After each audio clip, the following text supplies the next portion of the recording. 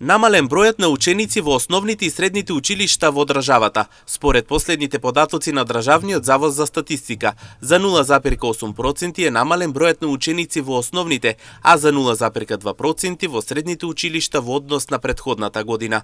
За ситуацијата повозрастните анкетирани велат дека речиси во секоја куќа има некој во тугина. Според нив исилувањето е најчесто поради самиот тренд.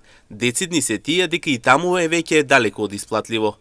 Да у странство бил.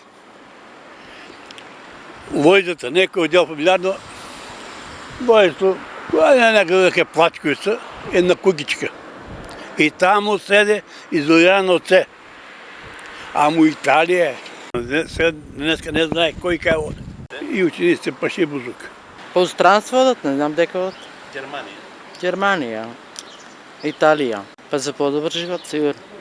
Има внука, има у Америка, внуци има у Германија, така да, не знам, и тука има. Па они се таму добри, у Германија и у Америка, таа ше супер со оние, а тука имаше внука една мала она и за неа, ама тешко. Повозрастните се уште стојат со ставот дека и во Македонија има заживеачка.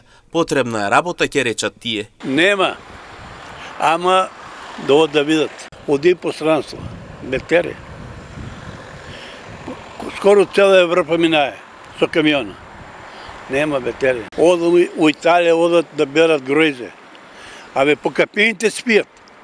Се мале мине со камион, они од капините излеват и одат да берат гројзе. И шо е, ако сакаш тука, ја оди бери гројзе од звезда. Ако се работи, тука има. Јас сум едно време тука паркот чистил бреган по Отиње. Бирал сам шинја. Нема што е работа, мора да донесам деп. А се има работа, брате, само се да работиш.